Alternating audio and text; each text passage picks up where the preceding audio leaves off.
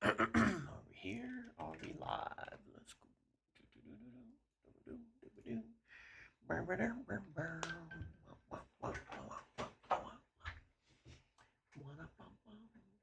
We are. All right. Hello. Good morning. 50. How you doing?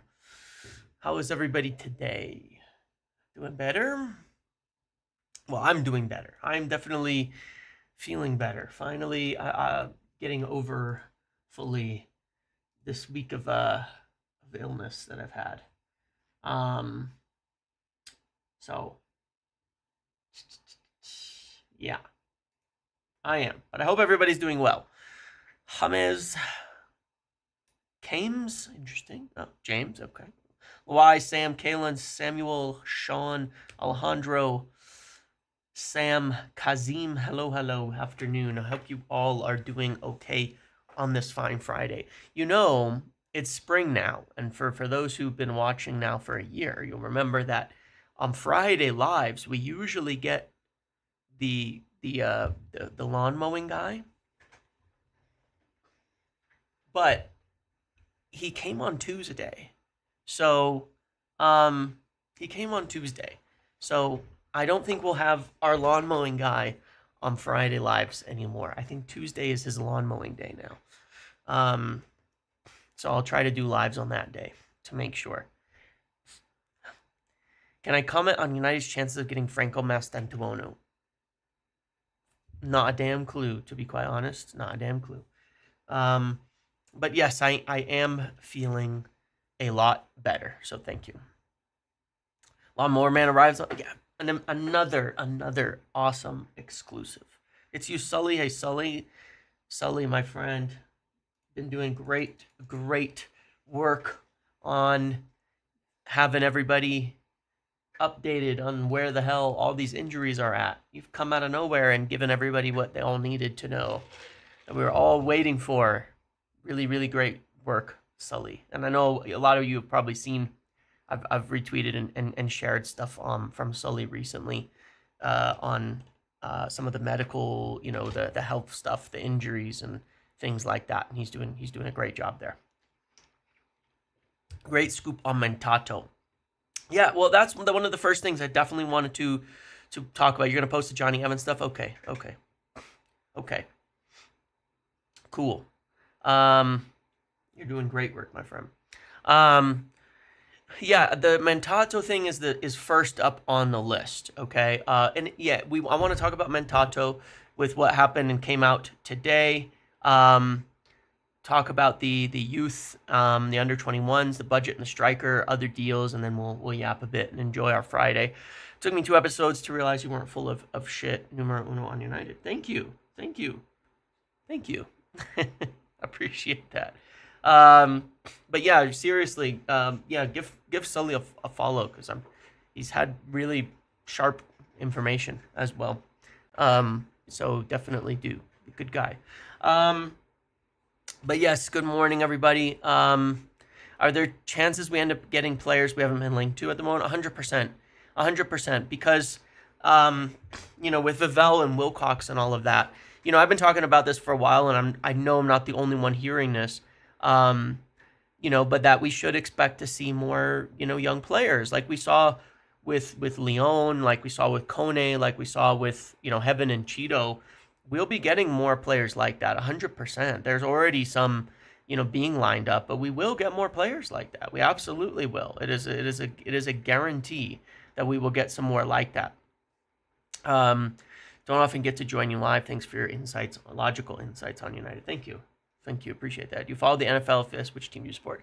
I really don't have the time for it anymore. I did support the Broncos for a long time. Dowman. That's a prayer and a half. Let's see. So yeah, these are the subjects. Mantato, the youth, the under 21s obviously played this morning, afternoon. It was on MUTV, so I think a lot more people got to watch them than usual, which is good to see where everybody's at. We'll talk about the budget and the striker and all that, and just kind of talk through everything else. But yes, while you're here, as we get started, do the YouTube thing properly. Please, like the video, do all of those things, get it up, sharing, spread it around, all of that stuff. It really, really means a lot, and I'm very, very bad at the things I should be doing as a YouTuber, so help me.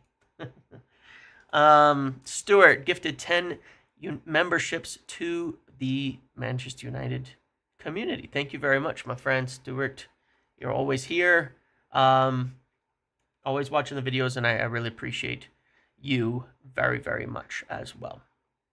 So thank you for that, and to everybody who got a membership. Now you can, like, where some people wear 50. What do you have now? Oh yeah, you still have the silver Lissandro. Has anybody gotten up to the gold yet? I feel like there's some people who got up to the gold. Was it Rooney or something like that? I don't know, but there's some cool little things you get to use with that. And then I do think there's some emotes you can use. Yeah, there's a couple. Not that they're that exciting, but anyway. Are we aware that Thiago Almada plays for Lyon? Seems Turkey getting all the attention, but they have serious baller there too. Interesting. So yeah, let's talk about Benito Mantato first and foremost. I think this is a really good one to speak about, one that we really, really like. Yeah, there you go, Stuart. You've got the gold thing, I think. So yeah, you've got the gold one. You've been there a long time. But yeah, Benito Mantato. Obviously, a few weeks ago on one of these lives, I believe, I was talking about Mantato after the Quenda deal fell through. And, what I was saying at that time is that I did not think they would necessarily go for, just like a straight replacement for him, for Quenda, because, they wanted to be able to, essentially use what they had in the club, in the youth department. They felt like they had options to push forward that would give them, a good, that would give them nearly the same. And instead of going and spending a bunch of money. Now, obviously Mantato was the one of the main ones that they discussed. At that time, and what I'd heard is that he was one they definitely wanted to try to push him into the first team before the end of the season. In terms of his traits and in terms of how Amram rated him, it was definitely my understanding that they viewed him as essentially the ideal fit for that right wing back position, that he suits it perfectly, and that if they were to look for the most similar player to Giovanni Quenda, it would be Benito Mantato. So today, obviously, the news came out. I'm going to put this on to give Scoop here this credit for this. That Benito Mantato set to sign his first professional contract. The 17-year-old is held in high regard by the club, with Ruben Amorim keen to hand him a first-team debut before the season's end. So all in alignment with what I'd heard there, that they really want to see what he can do, and they feel like he could be in there. And so, what gives us as flexibility is an option alongside Ahmad to play in that left-footed right wing back position. And they really, really do rate Mantato quite highly for his skill set and all of that. And I know that they've made it very clear to him as a part of getting this contract, and that getting him to agree to it as well, that there was this pathway to him, because it wasn't always like this. He was a player that I think not that long ago, according to some of these guys like Scoop and all that, could have left if there wasn't a clear plan, and that it was taking them time to sort it out over the last bit of time. But the clear path into the first team was a vital part of this, and I think that it's gone really well. And so essentially the idea was like, why go, with the Quenda deal, he was so ideal, more proven, so it was like, we know we want that. But as soon as Chelsea started throwing like a wrench in the deal, making it more difficult, where United are going to have to be negotiating different fees and salaries and clauses and all sorts of the shit that is complicated by what Chelsea were offering, instead of looking at it and saying, yeah, we want to get into all of that, it's like their view was, we kind of have Quenda at home. And I don't mean that in a Mimi sort of way. It's like, we don't know as much about him because he's not in the first team yet, but he's only 10 months younger. So by the time Quenda joins Chelsea, Mantato will be older than Quenda is today. So why don't we just use the guy we have at home and take our money and spend it where else we might need it? And that seems to be, the course of action, the direction of travel from the club. And I'm fully on board with that because it makes a lot of sense. I'd much rather be getting, a Mantato coming through in that position than go spend 50 million on, say, Jeremy Frimpong or something like that, where it's very much more of a specialized position. And I'd rather we go spend more money elsewhere. But yeah, I mean, this is this is obviously a clear indication of the change moving forward in the overall direction of travel. Remember that video that I did about the kind of the new recruitment focus under Vivell and Wilcox about the buying young players and filling out the squad with more players on the rise, but then also making sure they really do utilize the youth and the academy players to the best of their ability. And this is a direction in there. One that we don't go blow, in the past, if we had a major target and Chelsea were trying to gazump us, what do? We go pay a bunch of extra money. That's why under Woodward, we actually usually won the transfer duels. We go offer a bigger salary, bigger wages, bigger fees, all of that. We're not compromising in the same way that we would have before. We stick to our principles on this is what we value a player at. We'd rather go use our and this is kind of the hierarchy of decision making that they look at. It's like, it's like if Kendo was like a 9 on their register and Mantato is an 8. Well, you might, if it doesn't work out with on the value for Kenda, then it's not worth it, and you don't go buy a 7 simply, in return.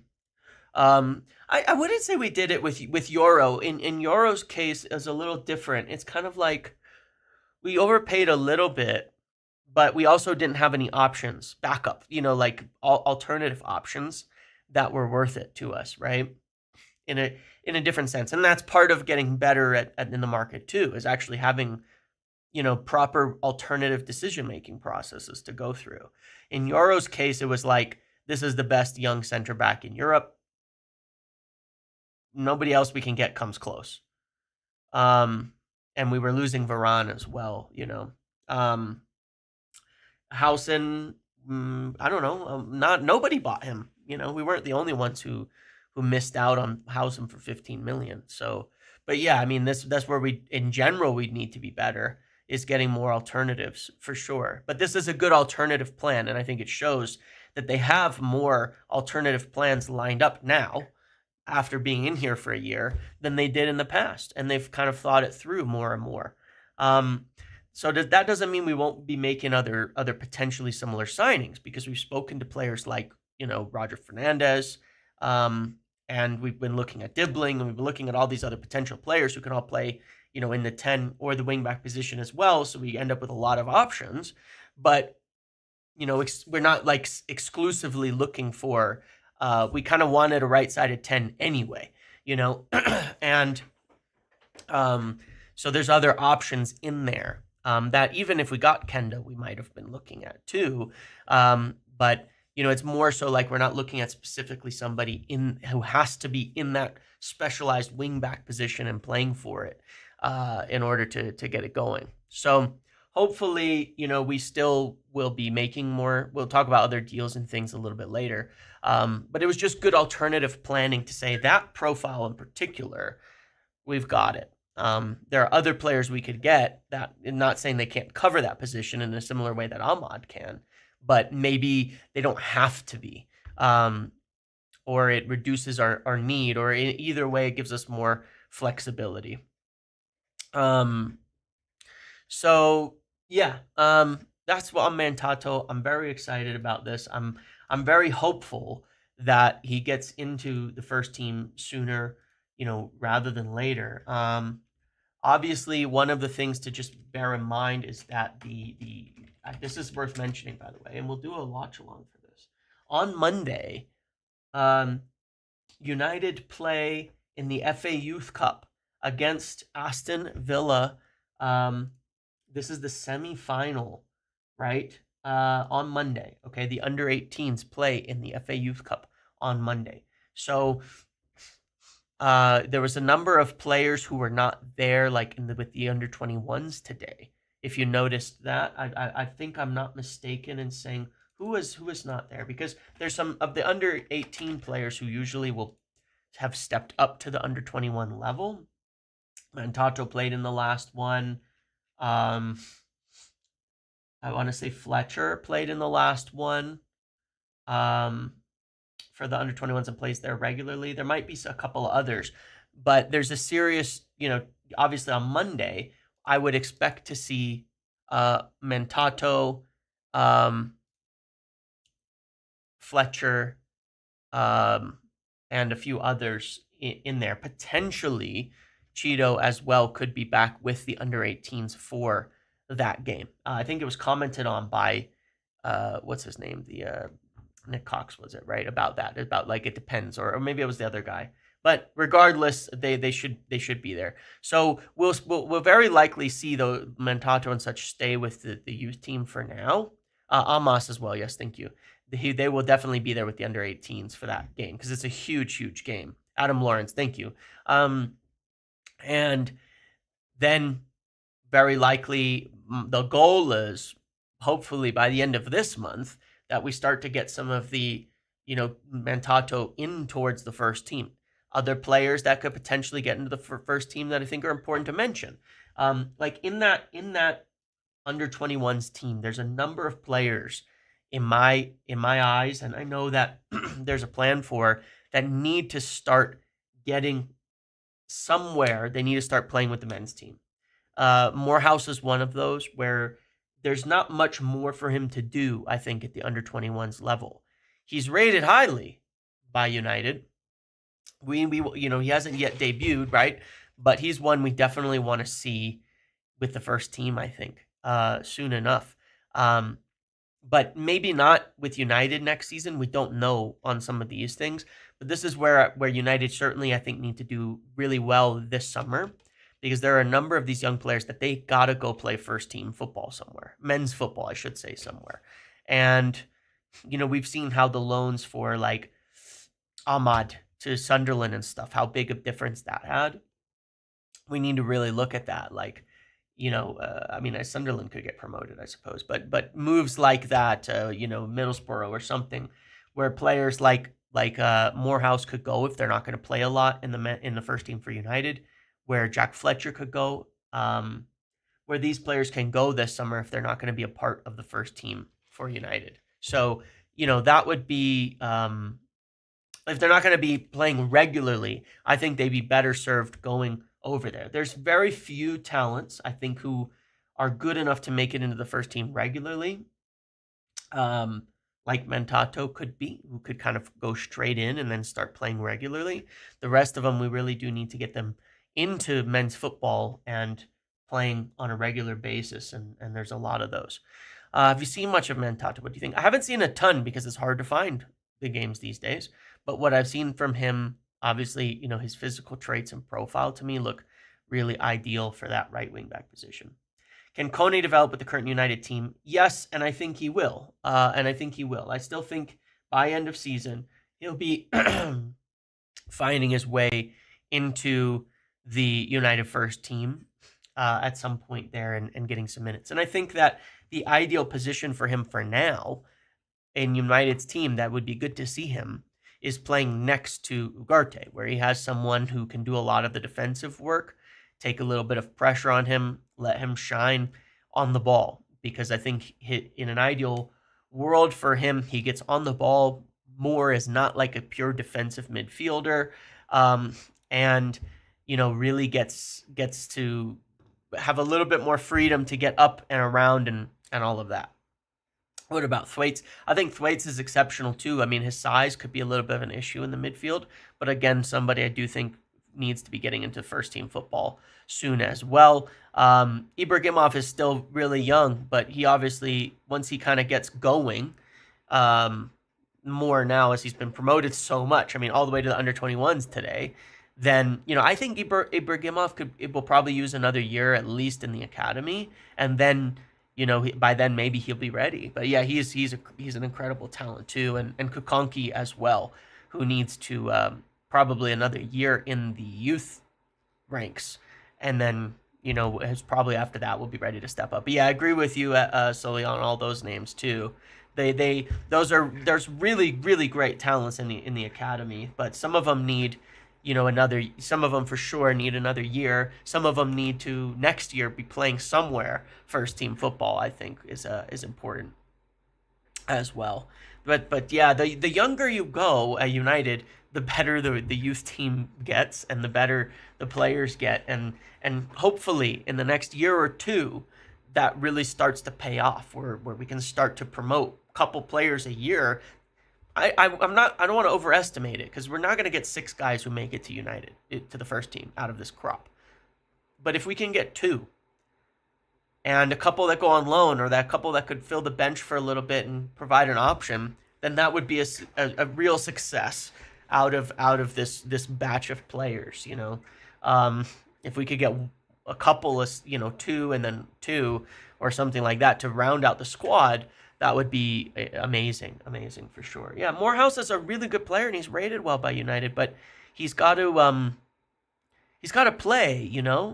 A couple that sell as well, and that is the truth of it. And we have to be willing to accept that too. They're not all necessarily going to make it at United, but that doesn't mean we can't make some good money, and they can go be a first teamer somewhere else too.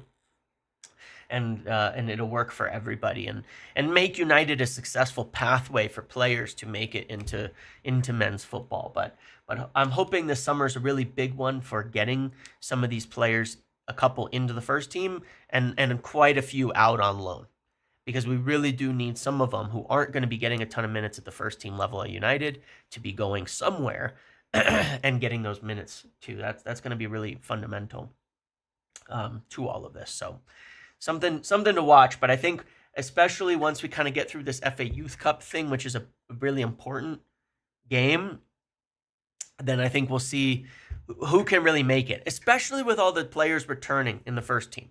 I think we'll get a much better intention on who Amram wants to use this month, between this month and May, because the United are going to have a much fuller bench come Tuesday rather, right? With Maguire, Yoro back, Mount back, Shaw for however long that lasts back.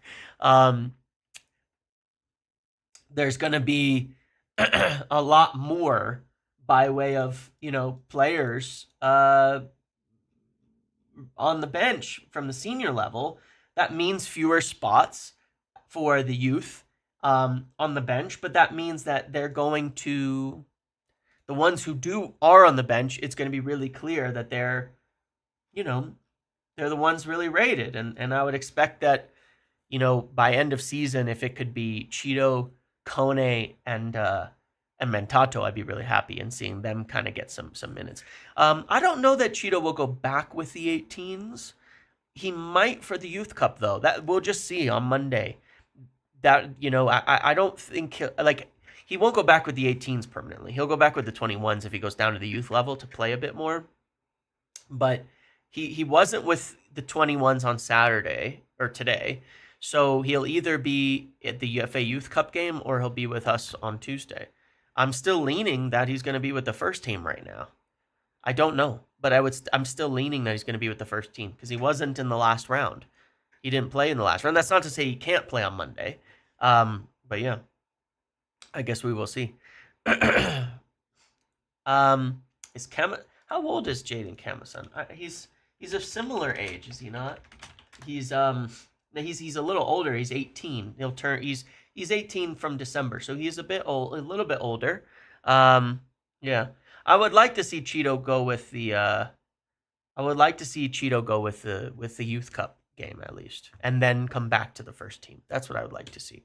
I would like to see him play in that Youth Cup game. It's a big one. If United could win in that, that would be great. But the other thing is this Premier League kind of run in is going to be a little bit intriguing. Now, the only thing I would say about that is that it's not like we can't quite just wash it and say the league is done or something, because here's like kind of where it gets a little crazy, right? United are down here, 13th, right? 37 points. I know this feels like a big gap, but also bearing in mind that this is Champions League is 5th this season. That means I think Europa is 6th and 7th. Okay? Like, one, there's momentum, but two, when you kind of look at it and you look at the points over the last month and a half, almost 2 months now, United are kind of doing well. When you compare it, they're in the 6th best form in the league. So if we can kind of keep it up a little bit, then even a point and a half per game, we probably climb our way close to the 7th and 8th position. I mean, I do kind of mean that. There's some crazy scenarios this season too, because of the teams that are left in, I want to say the FA Cup, right? Where, that you could end up with like 7th or 8th that gets into Europe. We'll find out over the next few games. If we get 6 points out of our next 4 games, though, I wouldn't be surprised if we're like around 11th, to 10th, 11th probably. I mean, realistically, and then maybe 5 or maybe 6, 7 points off of 8th, and you never know. We'll see. You can't just straight sack it off, but it's quite interesting. It is quite interesting. How good are the Villa youth team, whom the lads will play on the semis? United will definitely be the favorites. The only team United won't be favorites against in the FA Youth Cup is Man City. And that will be very likely who we'll face in the final. The United's under-18 team is very good. City will be the only team better on paper than United. So United are the favorites against Aston Villa as well as they were against Arsenal. It's a game they should win. They should make the final, and it'll very, very likely be against Man City's youth team, and that's a big game. That is a big, big game if that happens. But we'll see. Look, we'll revisit this. Obviously, I think that 4 or 5 weeks from now, because you also have to just bearing in mind something like what if we do lose in the next Europa round?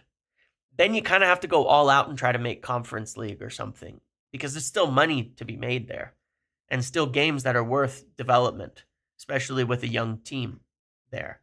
So I don't think we can totally write it off yet, but we'll see where we are 4 weeks from now. I think it's going to be quite interesting, but we're in decent form. We're in decent form at the moment. But look, I mean, we should have beat Arsenal, as well. It's not like we've only played bad teams. We played Everton, who are in good form, and we drew. We played Arsenal, and we drew. We should have won. So, we could have earned a lot more points over the last few weeks as well. We could have had 2 more points against Arsenal. We could be a little bit closer. Anything can happen. Anything can happen. We've been a lot better. So we will see, where we go forward from here. And obviously this all ties into, I mean, even the last Forest game. First of all, Forest, since the start of the year, since the start of February, I think is when I was looking, have 7 points in the last 5 games. It's not like they've been stunning. We have more points in the last 5 games than them. They haven't been amazing. Forest are okay. I think the last game we played against them, we really self-sabotaged, and they don't have Chris Wood as well. He is injured. Yeah. So we honestly, I would say we go into that game. I think we should win. I really think so. Forest are also, pretty much just I mean, yeah, Nana literally killed us in that game. I mean, we lost to the worst. We conceded the worst goals in that game, if you remember it. Just how bad the goals we conceded were. Like, that was full on self-sabotage mode. That's the way I see it. Full on self-sabotage mode. I don't think that we will be that bad at all. I think we were, on balance, kind of the better team that day. And we were on a comeback trail too, and actually really pushing until Onana did that as well, from my memory of that game. So we've self-sabotaged in almost every game. Totally true as well. But point being, it's in our hands. You know what I mean? It's in our hands. I think that, I think there's a lot of games that are in our hands that we've thrown away. But that's still in our hands. And I think we're getting better and better. We'll have a lot of players back. And I think that we will stop. I think we have seen improvement in the lessening of the self-sabotaging and the improvement of our play as a whole in recent weeks. And so I do expect we can carry that momentum forward into the Forest game. So on the budget and the striker and all of that, obviously, I think it was David Orenstein that spoke, yesterday or in his Q&A thing about this question of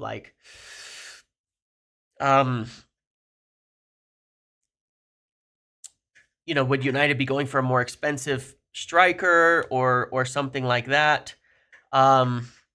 And saying, that our strategy or the direction that we're going is getting younger players on good wages and kind of keeping up that balance kind of regardless. And that is, again, totally correct. When you look at the focus of everything that we've discussed in terms of where United want to go, I've made the point of buying a lot more Dorgu type players, type transfers, that we want to do a lot more of those. The guys in other positions like Roger Fernandez or Dorgelis or these types of names all are in alignment with that. But then again, there's another factor in this. And I think that there's two, like Ornstein said, kind of just to,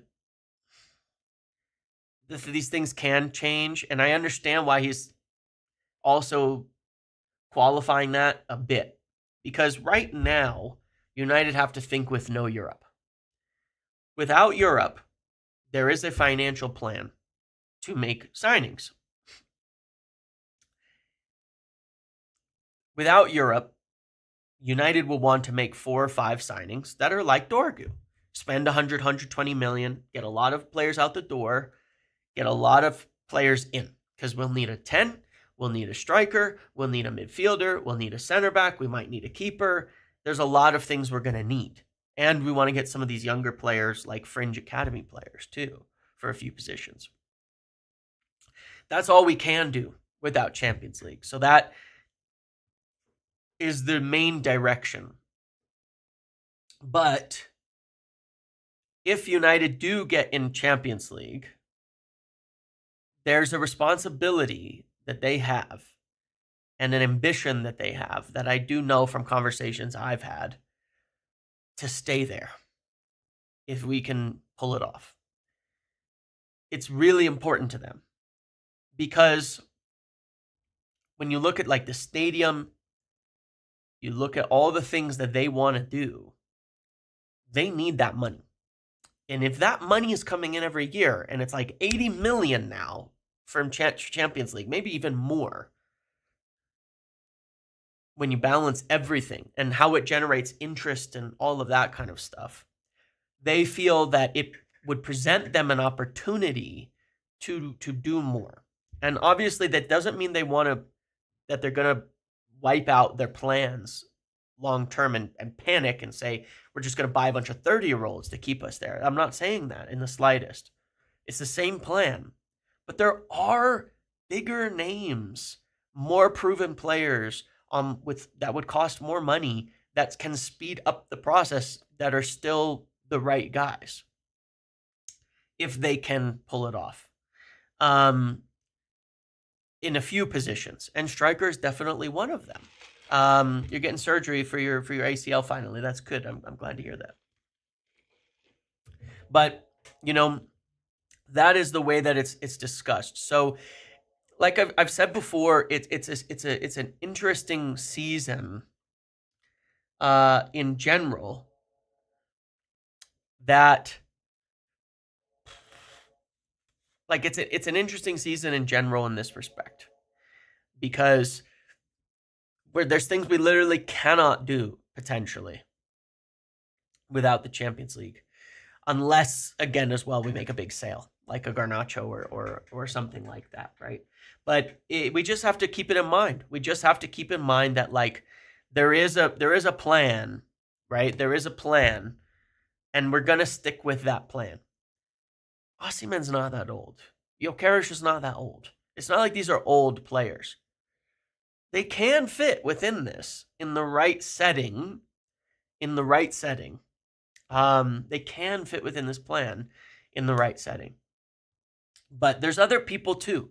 We kind of went through the whole striker list and all of that.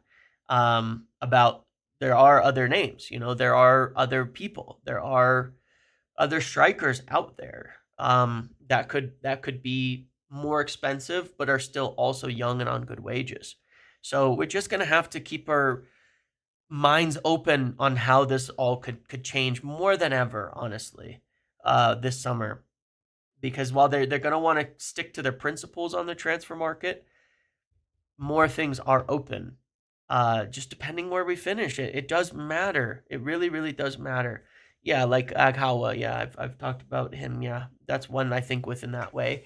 Obviously, we've been linked to like Ekitike, who will be expensive as well, and things like that too. So we're just gonna have to keep it in mind. I think it would be, and this isn't even the slightest like disagreeing with what Ornstein has said or anything like that. Bayindir is also back in training, according to some things as well, by the way. So yeah, we're gonna have a really pretty full squad finally. But yeah, this isn't at all going against what Ornstein said, because I've said it myself, that the focus is younger players, good wages, things like that. But there is there's something else in this, and we just, obviously they don't want to play it up. Obviously they don't want to talk about it. Obviously right now nobody wants at United wants to set expectations like, oh yeah, let's, that this is what we can do. Nobody wants to set those kind of expectations right now, like that we're going to be able to go get a big striker or something like that. There's nobody that wants to do it, but we'll see. We will see. Yeah, and look, like a cheaper one like Liam Delap, yeah, he could go to Chelsea. Glenn, is there any more news on the striker prospect? So there is not more news on it. There are striker prospects, but again, like these fit when I was saying earlier that we're likely to get perhaps more players that fit like the Leon, the Kone types. This is one of those. I don't want to still don't want to say the name, unfortunately. Sorry. I don't want to say it outright because there's just reasons still at the moment from the person who gave it to me. So I'll just leave it at that and we'll see. But it's a similar thing. He plays in France, not necessarily the French league. It's a similar type of thing, something more like Kone or Diego Leon, than it is like it's not like a Hoyland or a Dorgu where they're playing at the first team level in a top league already. It's much more of a younger prospect type, and there's just reasons not to mention it until maybe it happens or it's getting closer to happen. But TBD. But look, there are signings like that, and there's not just that one. There's a bunch that they're lining up. That not to that they're going to get all of them, but they want more deals like that, and this fits in that example as well for prospects. So we'll just have to wait and see. In terms of so Look, it's a very interesting season in this respect. It's a very very interesting season in this respect. When it comes to other deals, as I was speaking about Mainoo, the other day in the last video I made about how we were going to, that it's very active, it's very active, and both sides want a deal. That's the important part of this. That both sides want a deal to keep Mainoo around. They do. And I really, really don't think he's going to leave. Just everything that I've heard tells me that they'll find an agreement on this here. And they just have to, in case Todd Bowley's watching. Well, it's a genuine concern that Chelsea look at what other teams are doing and go do it. It's not even that bad a strategy if you think other teams have good options. Like it's actually kind of crazy how that goes. How when we look at this, like they weren't even looking at Quenda, and then they started on it. It's like Jesus, man, and they've been doing this for years now. But I'm very very strongly believe that Mainoo will stay, and I've said that before in the last video. Now there's been like a lot of articles and talk and things about Mainoo, but the fact is that they are talking about they are talking about a contract. They both want to do it, and yeah, it could definitely backfire on Chelsea for sure. We tried it. There was a point it felt like we were doing that, and then it didn't work. It could definitely backfire. But, we have a similar concept. Like, look, Chelsea hired Vivell at one point for a reason. We have a similar concept to them in buying and getting a lot of young talent from around the world that we want to do. But you have to do it a little bit smarter. You have to be smarter because they just thrown shitloads of unbelievable amounts of money at it. We need to do better than that, obviously. And I think we are. I think we're starting to see that it's working. We're starting to see the improvement on all of that. So, but you got to do it smartly. I think Chelsea have done it stupidly, even though the concept wasn't bad. The concept itself of what Chelsea was doing is not that bad, but they went so over the top and they spent such huge money on a lot of bad players that it's like, what the hell, man? Is Cheeto not the prospect striker? I think you want more than one. Really.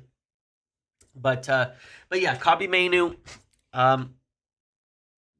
they're still talking about contract. It's still an active thing, and I really do think they'll figure it out. We have time. But look, one of the things that is important just to present from the club's perspective, right? From the club side of all of this. I mentioned this, I think, back in November in the first case, which is that one of the factors in Mainoo's deal and the wages that they're willing to offer is health. I've said so many times over the last year that Wilcox and Ineos, their big focus when they came in, one of their biggest problems is players unavailable. How much they waste in players who don't contribute to the team.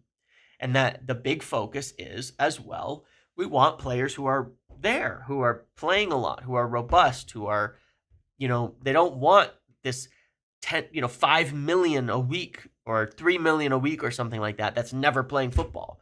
The Shaws on 250,000 that are never playing. The Mounts who are never playing for 200,000. I'm not picking on them, but that's the reality, right? It is a factor in the wage discussions because they don't want to pay 180,000. I'm not saying Cobby's asking for this. A lot of the numbers out there are incorrect and all of that too, but they don't want to pay an enormous amount of money to a player, put him on big wages, who's just not available that much. And that is a factor in the discussions. And that could stretch things out where contract negotiations take longer because they need to see him healthy and fit more and lasting the rest of the season and playing, in a position and getting minutes and all that to value him at the level that he probably feels his value is. And maybe he's totally correct. He absolutely could be, because I think if Cobby can get going, he's a really great player, and I really do think there's a place for him. But these are all factors in this. Is availability. Availability matters, and it's one of the main reasons they were willing to extend Bruno is his availability as well. But it is a huge factor in this. I remember, when I did that thing on the finances going through, and like I said, it's like 50% of United's wages contribute nothing. They can't do this anymore. They feel that's probably the biggest factor in how bad things have been. That when you balance it out, United's wage budget in contributing players is closer to that of like an Everton. It's bottom half. It's mid-table in terms of the players who contribute, and they don't want to. I think there's been charts of like money spent compared to wages, or wages lost compared to minutes played or something, and United are definitely really, really bad in that respect. So that's a factor. That's a factor in the negotiations, but everybody wants a deal to happen. And so I really do think it will in the end. And I don't think it's like this huge problem or anything like that either. So I think that'll happen. Other Jim Watch, he did, right? I mean, he quoted that damn thing. Well, look, let me be more safe about this, okay?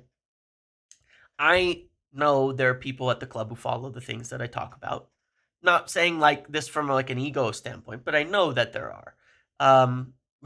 There's people I know at the club, and I know that they watch my stuff, and it's fine, and that's good. And I honestly wouldn't be surprised if they said, "Damn, that's a really good point.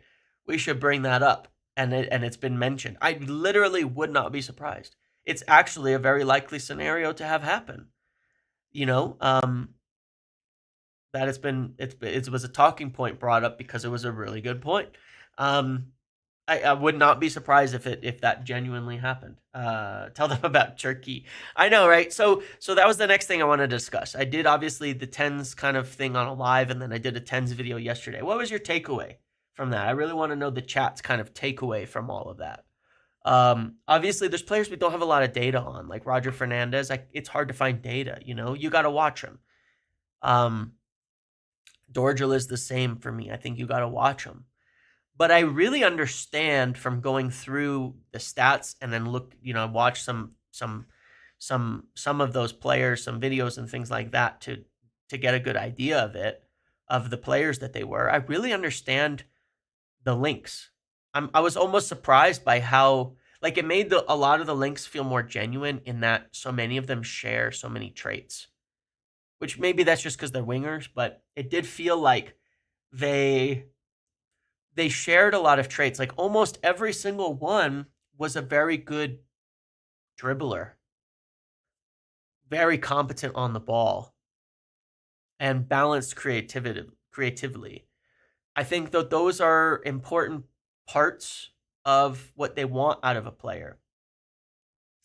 I came away from all of it thinking, fuck me, man, it's got to be worth a punt of 20 million on Ryan Turkey because he's so good. Like, when you look at the numbers, when you watch him, he's so good that you're just like,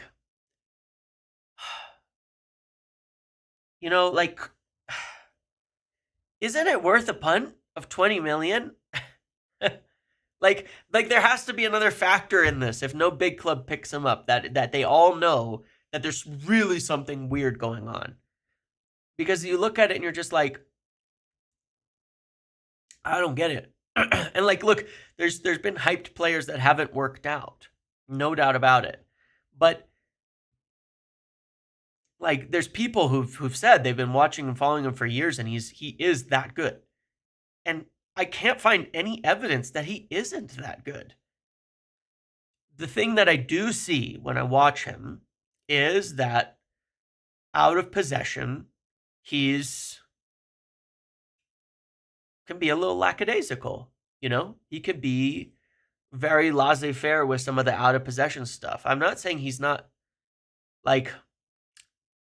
it's just interesting. He can be, and that is a potential downside. It is, because United's under Amorim don't necessarily I didn't do all the defensive stats to look at, right? But he was low on the defensive stats compared to some of the other players that we looked at there. He was definitely low on that. But you don't need to Liverpool press under Amorim, but you do need to counter press really well and get up there. I also was really impressed with Lee with Kang. Now I'm getting confused. Kang and Lee, right? I have it backwards. I don't know. I'm sorry. Lee Kangen, right? Because he's a really good player. And he offers something we're missing. He's so good in small spaces.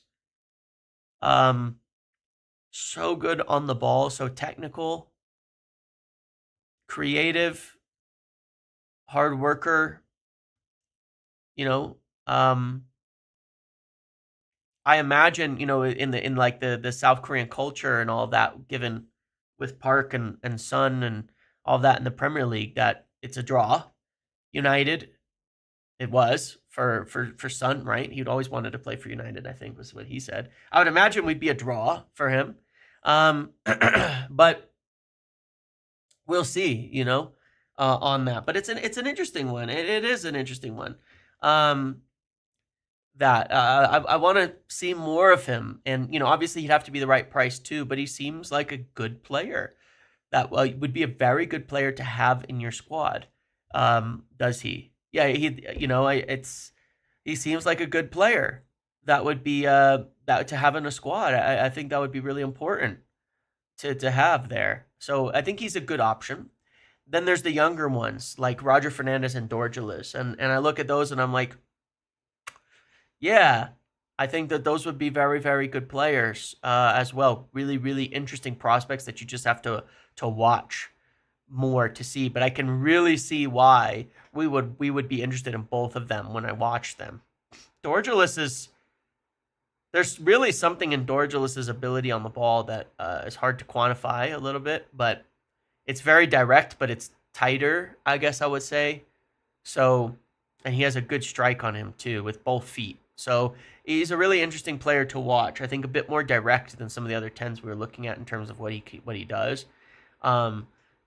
So interesting name. I would like Turkey or Lee Kangen or Dorgeles or Roger. I'd be happy with a lot of these options. I'd really like Tyler Dibbling too when I watch him, but I'm not for the money, obviously. That's a big issue. If you could get any of those names in the 20 to 30 million range, though, I would be really happy with any of them. I felt that way before. This is one of the things that's making me really interested in United's strategy, Tell me if you agree or disagree on this. When we were looking at left backs,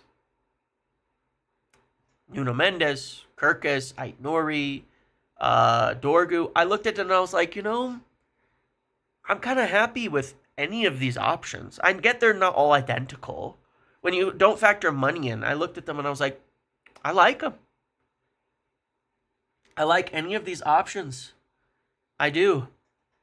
I look at the 10s kind of position. I look at the names being linked and I'm like, Dibbling, Roger Fernandez, Dorgeles. I've watched some of those to form this. Lee Kang-in that we followed. The names we've just been discussing. And I look and I'm like, I like all of them. It's like, I don't want to make a definitive statement on any of them. I like them. Because they all kind of make sense. And they all could be very good. I like them. I'm happy with them. So, like, whatever we get, I feel good. I've not often felt like that. I've often felt like, seriously? Like, that's the name? The alternative name here? I've had to do a lot of mental gymnastics and put myself in trouble with that. I put myself in a lot of trouble with that sometimes in the past, looking at it and having to, like, mentally unwind and then figure out, and then you get it all wrong trying to figure it out, and the player ends up being a massive flop because you had to convince yourself of it, right? But I like them, and I'm like, this just makes sense to me. These deals make sense to me. So hopefully it's one of those. If it's some unknown name that we don't know, cool too, right? I'll watch them and see, do they match it up, but I'm happy with it. What I don't like are names like, gosh, I'm trying to think who would be a name I'd sit there and be like, oh shit, like that doesn't make any sense to me. Because there's been one suggested that I don't think are valid links where I've been like, Yeah, like De Jong to Casemiro was like crazy to me. But also, you take the striker situation, right? Like when we wanted Kane or Osimhen, and then you went to like Hoyland after that, it was like, excuse me, Jonathan David. God, that fits one of my lists. I'm not. It's not going to be popular. A lot of people like Jonathan David, but that's one I look at and I'm just like, there's a lot of strikers I'd be happy with. That is not one of them.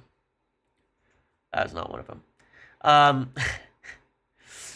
Yeah, but De Jong and Casemiro, yeah, Frimpong. I look at that and I'm like, that is a deal that doesn't make sense to me. I don't think we'll do it. It's never really made sense to me. But we'll see. We will see there. But yeah, I like the names. Like when we're linked to players, I usually look at them and I'm like, now I'm like, these make sense. I'm less like, the fuck? And so, that helps. So that's a good thing. Other deals as well. Has there been anything else mentioned in the last week or so? Obviously, there was a lot on Braithwaite, like that came out around the time I brought him up again.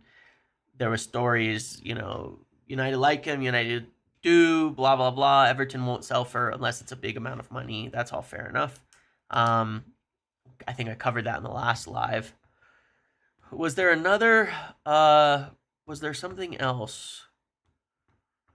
Inacio, the Inacio one, I think, from Sport Witness or somewhere was saying like there's no indication United are yet gonna like make a move for him. Is that what it said? Like they've been following him for a long time, but there was no indication that they're lining up a deal or anything like that. I can't remember what that one was. Inacio, we have been following a long time, but I would imagine that that's potentially true. So yeah, we'll see. I'd imagine that that's potentially true. That we haven't lined it up. We have been following him, but I haven't heard anything about us making a deal from him. There was a couple stories on some young Greek players, right? I couldn't really tell where those were at. Yeah, we've covered Anton Stack.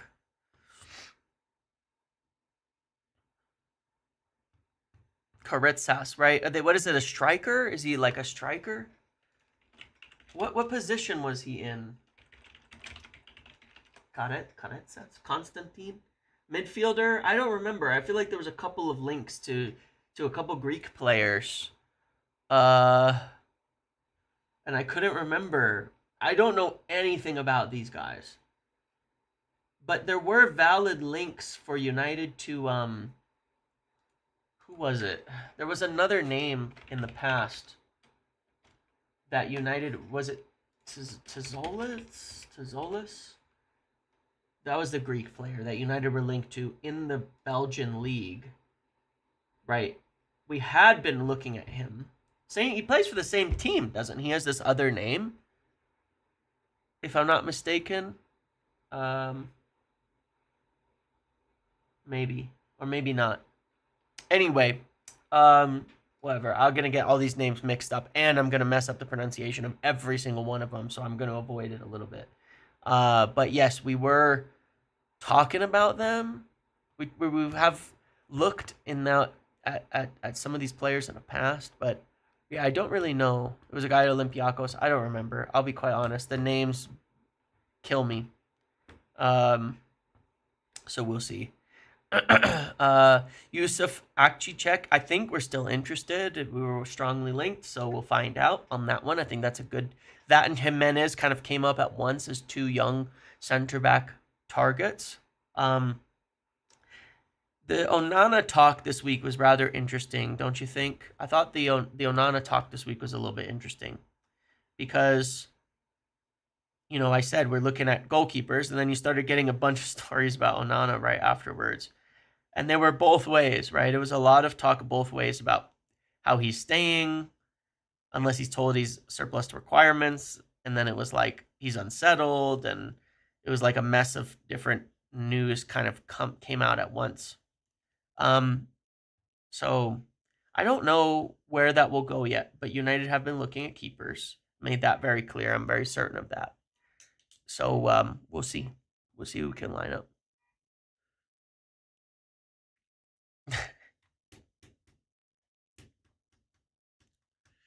Wouldn't be right in America pronouncing European things correctly anyway. I know. You guys can't pronounce things in America correctly either, frankly. So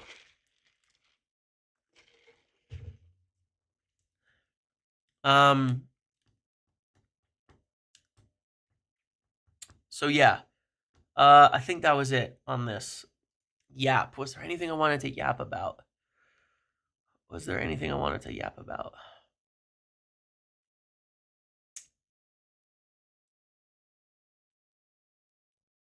You know how many people that I've spoken to in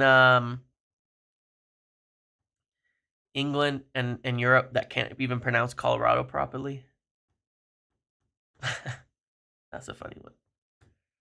Why are you all coming? Why is there a flood of people coming in and asking about the striker name? Is this what happens? Did it get aggregated? It did, didn't it? Oh yeah, okay.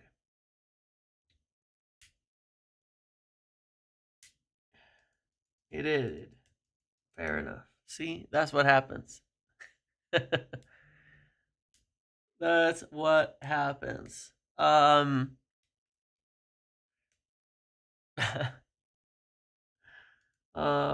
man. It is what it is. That's fine. Oh, I'm not going to talk about it. I'm not going to talk about it. It's just yap for now. Right now, it's just like I said. I'm not going to get into it anymore. What else do we want to yap about?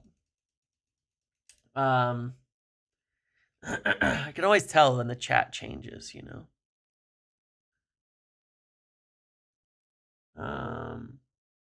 What else did I want to talk about? All these players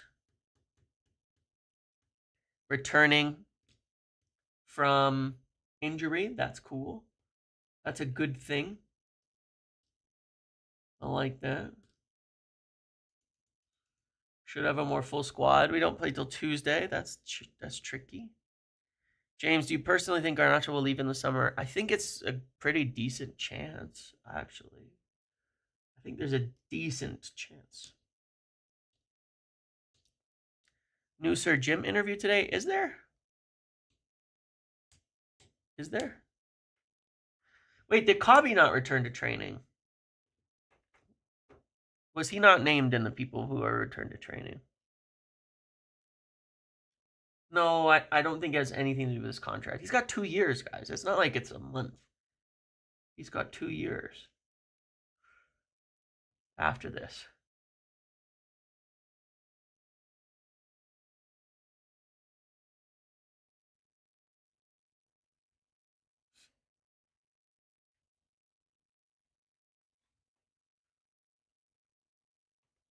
When do Casemiro links to Saudi start? I don't know.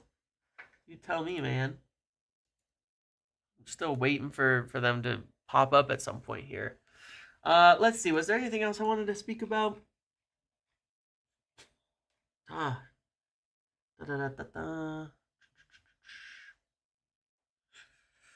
think that was it, honestly. I don't think I had too much. Obviously, I don't know what the hell I'm going to talk about this weekend because there's no game. I have to figure out something to do. Who we got for Ugarte's cover? I don't know. Don't know. The predicted 11 that we have an actual squad back. I mean, yeah, we could look at that, and then we could do the vote on Monday. What would be the predicted 11? This might be good bait to get into something else that I want to do, but I don't want to bring it up unprompted. The predicted 11 will be Højlund. That's not going to change. It will be Xerxes. That's unlikely to change. The question is, will it be Mason Mount or Garnacho? It'll be Garnacho. It'll definitely be Garnacho. It'll definitely still be Garnacho.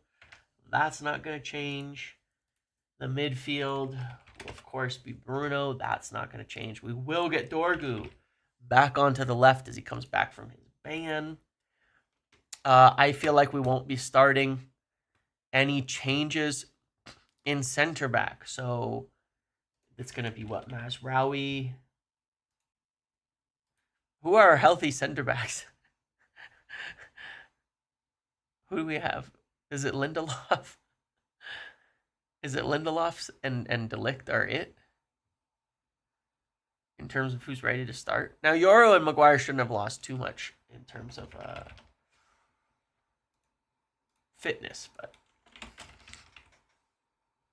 yeah, I mean, we're going to have a strong bench, mind you.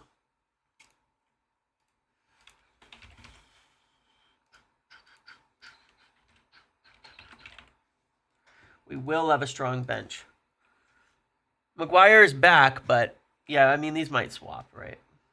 But but I don't think them being back in training today, Maguire, what? Who's the other one? Yeah, I don't think it'll be much different. Because they're not going to be ready to play. Now, by the following weekend, yeah, then it'll be different. But off the bench, you'll have a Maguire, Yoro, Mount. Surely Shaw, maybe. Who else is on the bench? Casemiro, Bayindir, perhaps, will be ready to be on the bench. That's it. And then another keeper, Eriksson. How many players can we have on the bench? 10? 7? 8? How many players can we have on the bench in the Premier League? I can never remember anymore.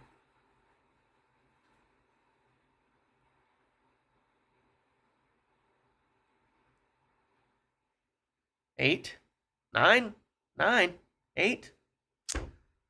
See? Not okay. All right. This is extremely unhelpful. If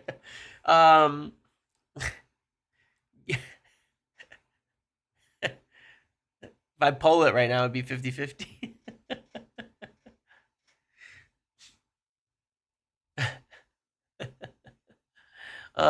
It says 9. Okay, so Yoro, Shaw, Maguire,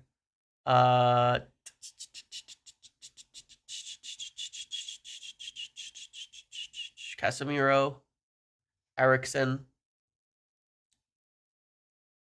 Bayindir. Who am I missing? Fuck. Shaw and Collier, but that would fill the bench out. You can see why, when you kind of look at it, it's not so much, and that's with Mainoo missing, that's with Ahmad missing, that's without any youth in the team. You can kind of see how there's a reality where we kind of can dump a lot of players, right?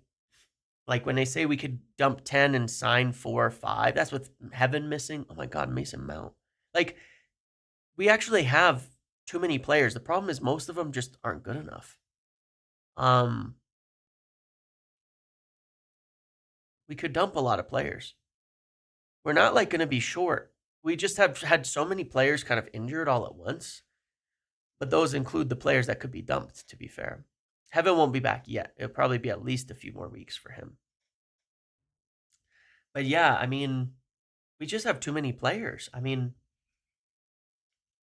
when you kind of finish off the bench, you know, our bench options, you've got Bayindir, who will come on. You've probably got Yoro, who will come on. You've got Maguire. You've got Cass. You've got Eriksson. You've got Shaw. You've got Mount. That's 1, 2, 3, 7 players just right there. Kind of wild.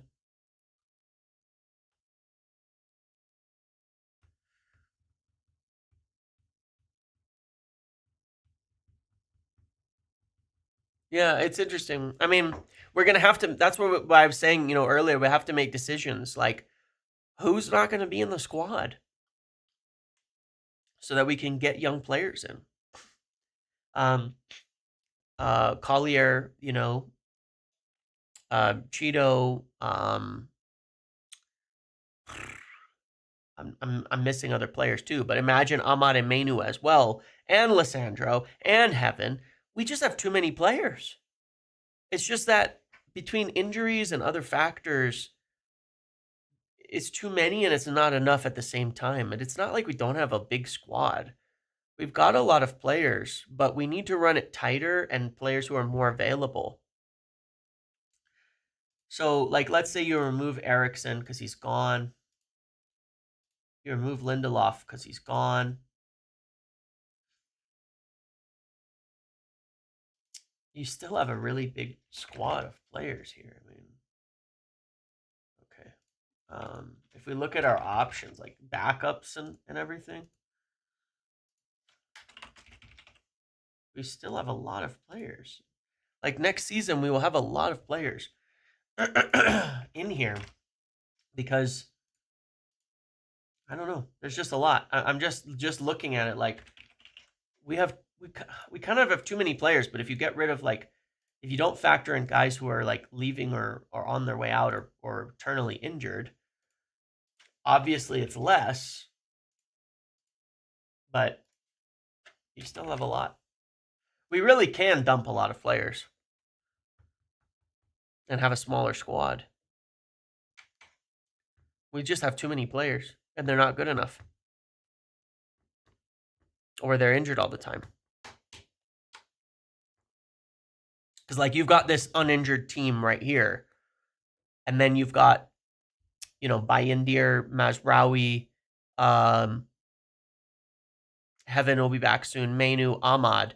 There's already 5 subs right there.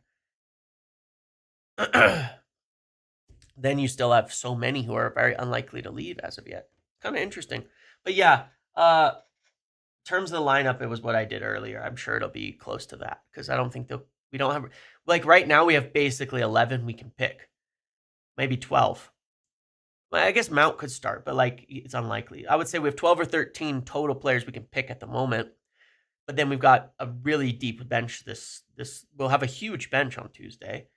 And we'll see if any youth make it in. It's probably the best time, then I would say, to just looking at this, to let Cheeto play with the under-18s and go to the FA Youth Cup. It's probably the best time to do that, I would say. Because we have good enough players right now. We might as well let him play with the 18s on Monday. It seems like it would be a smart time to let that happen. All right. I'm going to end it there. I don't have anything else important to discuss for today. So I'll end it there, save my voice, and see if there's anything else to talk about later. Okay? Thank you for hanging out with me. Make sure to keep up with things, catch up with the other videos if you haven't. Obviously, I'll find something to do this weekend for a video. And then Monday I'll be back with a bunch of shit. Tuesday we'll be back before the game and doing the watch along and all of that. So there'll be a lot to discuss then. Okay. Yeah, 10 players out to free up wages would be really, really good. And then we can replace them with 3 or 4. I'm not saying we just need 3 or 4, but 3 or 4 good players. Then if we let any more go, we can replace them as well. All right. Thank you all for watching. Any chance of too many if we win Europe? We'll see.